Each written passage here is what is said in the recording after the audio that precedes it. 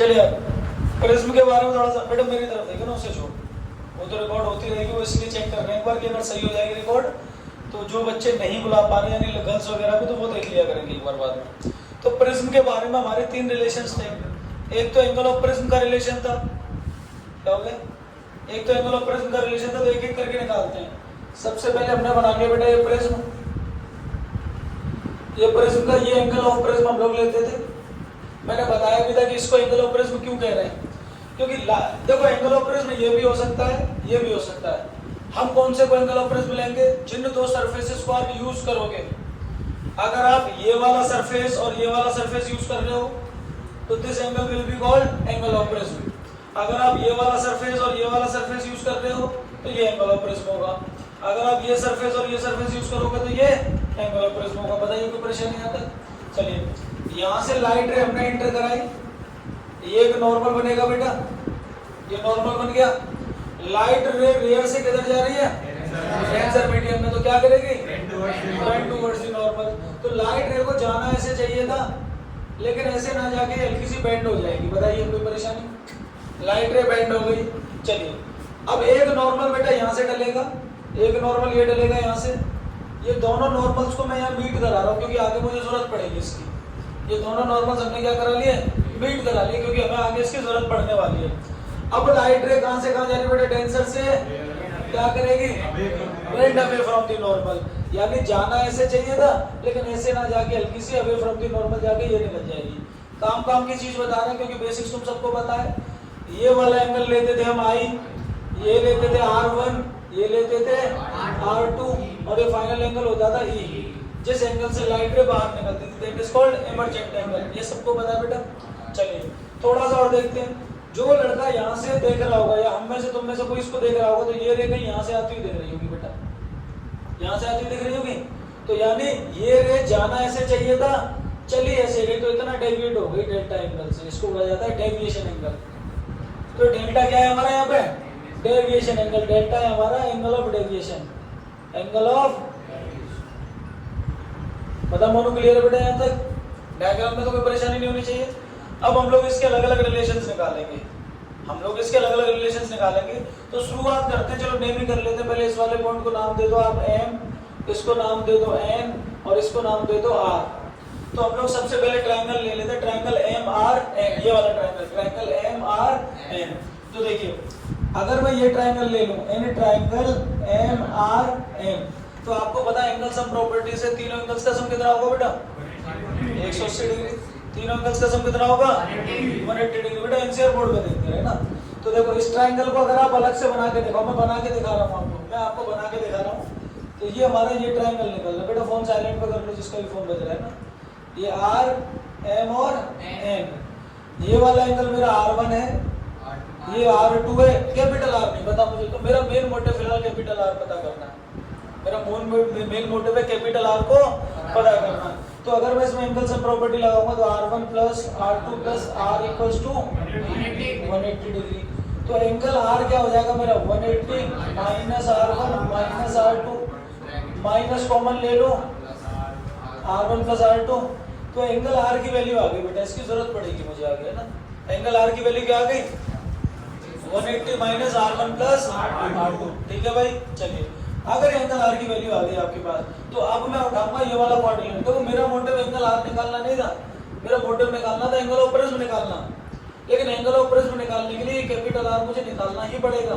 लक्की ये बात समझ आई अब तक, पूछूंगा बेटा इसके बाद तुरंत ये ध्यान रख लेना। हाँ अब ये वाला क्वाड्रिलेटरल ले लेते हैं। इन क्वाड्रिलेटरल, कौन सा क्वाड्रिलेटरल, AMRN, ये वाला क्वाड्रिलेटरल उठा लेते हैं। ये क्वाड्रिलेटरल बना के भी दिखा रहा हूं मैं, देखो कैसा दिखेगा। ये क्वाड्रिलेटरल कुछ ऐसा दिख रहा होगा आपको, ठीक है। ये आपका R था, M, N और A। बेटा एक चीज ध्यान से देखो, ये सरफेस था और इस पर नॉर्मल डाला जाता है और नॉर्मल बनाता 90 डिग्री का एंगल।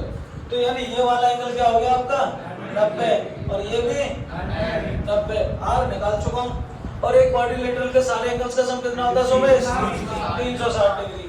तो आप लगाओगे angle A plus 90 plus 90 plus angle R equals to 360 है ना। तो एंगल ए 90 और 90 प्लस एंगल आर की जगह क्या आ जाएगा 180 माइनस R1 प्लस और इक्वल्स टू 300 बेटा 180 और 180 360, ये 360 इस 360 को खत्म कर देगा। एक स्टेप शॉर्ट मारता हूँ, उड़ा दो इसे। ठीक है भाई, तो अब क्या बचा angle A minus R2 equals to 0 है उधर, क्या है 0, तो ये माइनस का उधर जाके क्या बन जाएगा, तो angle A equals to R1 plus, तो आपके पास एंगल ऑफ प्रिज्म निकल के आ गया। चेक कर लो, एंगल ऑफ प्रिज्म समझ आया भाई लवर। चलिए, तो एंगल ऑफ प्रिज्म आ गया हमारा R1 प्लस R2। बेटा इधर लास्ट में धर्मेंद्र अंकित, चलिए एंगल R निकल गया। अब हम निकालेंगे relation between deviation angle and angle of prism वगैरह, डेविएशन एंगल और एंगल ऑफ प्रिज्म वगैरह का निकालेंगे।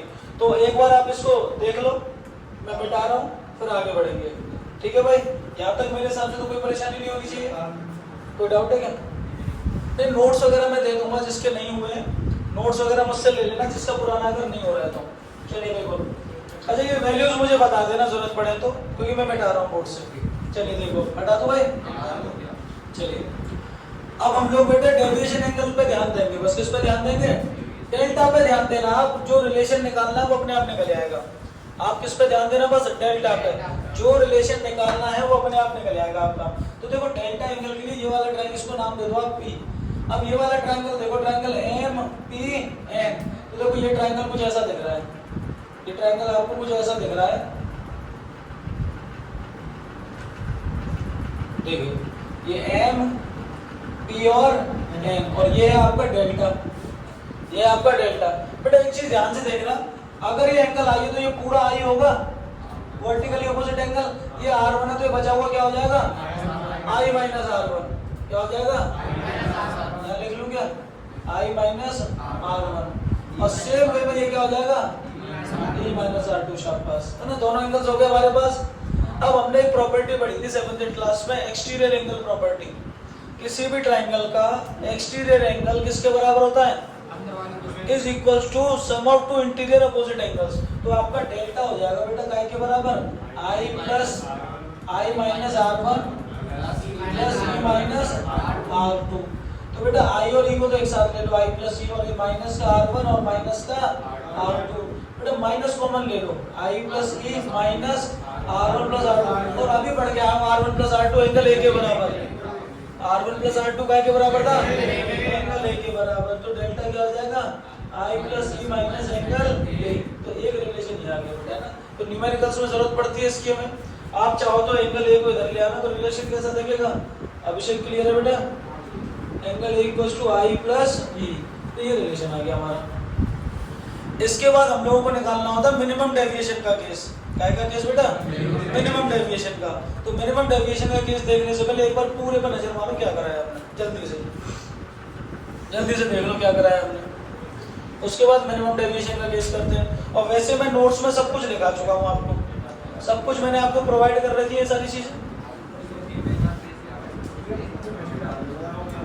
फोटो खींच के कोई बच्चा एक काम किया करो भाई, साथ के साथ इसका एक फोटो लेके ग्रुप में शेयर कर दिया करो। सही कह रहा हूँ, क्योंकि रिवीजन घर पर पता चलता रहेगा, है ना। कोई नहीं, वीक में 2 क्लासेस हो रही हैं, आप इसका फायदा उठाइए थोड़ा। क्या हो गया? चलिए आगे बढ़े भाई। चलिए देखो, अब हम लोग कर रहे हैं मिनिमम डेविएशन का केस। किसका केस कर रहे हैं? मिनिमम डेविएशन का। अच्छा ये फॉर्मूला नहीं मिटा रहा क्योंकि इसकी जरूरत पड़ेगी। ये फॉर्मूला नहीं मिटा रहा मैं, इसकी जरूरत पड़ेगी मुझे, तो मैं इसको यहाँ लिखे रहने दे रहा हूँ।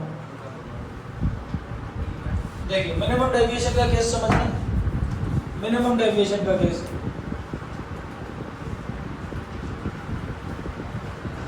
अच्छा ध्यान रखना, मिनिमम डेविएशन के केस में हमेशा आपसे जो एग्जाम में पूछेगा वो आपसे प्रिज्म का रिफ्रैक्टिव इंडेक्स का रिलेशन पूछेगा, प्रिज्म के रिफ्रैक्टिव इंडेक्स का रिलेशन। अच्छा अगर आप चाहते हो मिनिमम डेविएशन के केस मतलब डेल्टा की मिनिमम वैल्यू आप चाह रहे हो, तो ध्यान रखना इस केस में आपका I तो बराबर हो जाता है E के और R1 बराबर हो जाता है, ये दो रिलेशन ध्यान रखना बस, अगर आप मिनिमम डेविएशन का केस करना चाह रहे हो तो। आई बराबर हो जाएगा ई के और R1 बराबर हो जाएगा R2 के। क्या टाइम मेरे आने का? अबे साले ये तो मैं भी पता लेट हो गया, पर ट्यूशन में 7 बजे था, क्या फायदा, प्रश्न तो पूरा निकल गया। घर से कितने बजे निकला था? पक्का? पिताजी से पूछे? चलो फिर ठीक है, पता नहीं गर्लफ्रेंड से मिलता रहेगा। धर्मेंद्र तो करते था ऐसा, कभी कभी घर से निकल जाते गर्लफ्रेंड से मिलने चले जाता है।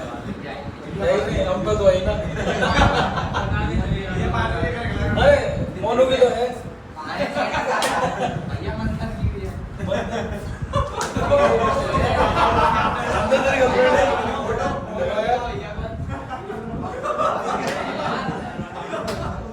यार ये सही है भाई, हमें तो लग रहा था कि सोमेश की है बस। हाँ दिखा दो।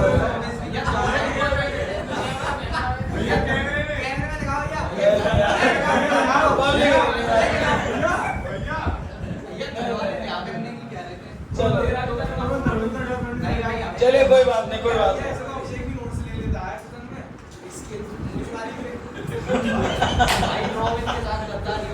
चलिए चलिए काम की बात है, बस बेटा एनसीआर, नहीं तो बाप तुझे भगा देगा घर से। सुनो काम की बात पे आते हैं। सुनो एक मिनट बेटा, बोर्ड पे मिनिमम डेविएशन का केस निकालना है। तो मिनिमम डेविएशन के केस में आपका आई तो बराबर हो जाएगा ई के, R1 बराबर हो जाएगा R2 के, ठीक है। अरे टेंशन मत, अपलोड करूंगा तो काटना पड़ेगा ये सब। तो आई तो बराबर हो जाएगा ई के और R1 बराबर हो जाएगा R2 के। चलिए ये बात समझ में आ गई। अब हम लोग देख लेते, हमारे पास ये फॉर्मूला है मेनली, है ना, ये फॉर्मूला है। तो delta plus angle A equals to i plus e, ये रिलेशन था बेटा। अभी तक आपने देखे होंगे तो सारे रिलेशंस में या तो साइन आई आ रहा होगा या साइन आर आ रहा होगा। तो मैं यहाँ आई के टर्म्स में निकालूंगा। तो मिनिमम डेविएशन के केस में जैसे ही आप आई को ई के बराबर करोगे तो अब ये डेल्टा नहीं रहेगा, क्या बन जाएगा? Delta M. बोले तो डेल्टा मिनिमम, क्या बन गया बे? डेल्टा मिनिमम बन गया। बेटा बोर्ड पे देखते रहो, पहले बाद में लिखना। जैसे ही आप आई को देखो, अभी जब तक आपने आई ई के बराबर नहीं माना तब तो ये आपका जनरल फॉर्मूला है जो आपने निकाला था। लेकिन जैसे ही आई ई के बराबर आपने माना तो डेल्टा की जगह क्या आएगा धर्मेंद्र? डेल्टा मिनिमम मतलब delta M plus angle A, और यहाँ आ जाएगा ई की जगह पे भी आई, तो आई प्लस आई बेटा 2i। तो ये हो जाएगा delta M plus angle A, और आई की वैल्यू आ गई delta M plus angle A upon 2। I की वैल्यू आ गई, मुझे आई की जरूरत पड़ेगी आगे, इसलिए मैंने निकाली है।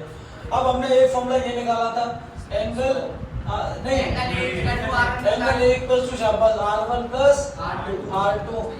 अब जब ये दोनों बराबर हैं R1 और R2 के, तो R2 की जगह पे भी R1 ही रख दो। या फिर एक काम करो, सुनो R1 और R2 आपस में बराबर है, तो इसको एक जनरल वैल्यू R के बराबर मान लो। किसके बराबर मान लो? R के। तो R और R क्या हो जाएंगे? तो एंगल ए आ गया बेटा 2R के बराबर, तो R आ गया एंगल ए अपॉन शाबाश, एंगल R की वैल्यू आ गई।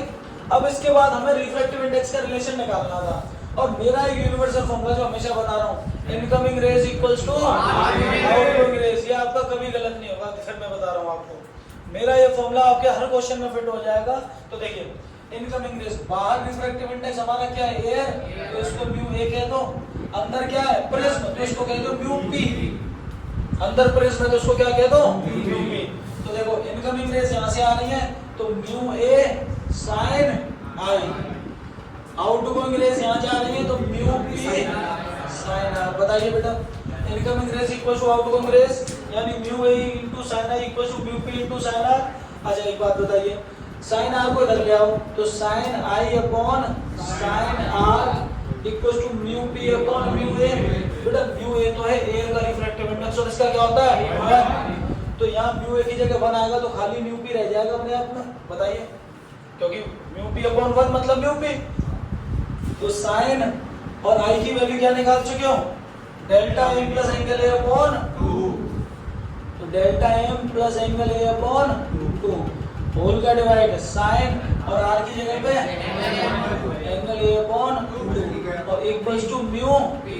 तो बेटा डेरिवेशन भी बनता है, न्यूमेरिकल भी बनता है, पूरा डेरिवेशन हो गया। एक बार देखो, बोर्ड पे बुलाऊंगा मैं तुम्हें, चेक करिए जल्दी से पूरा।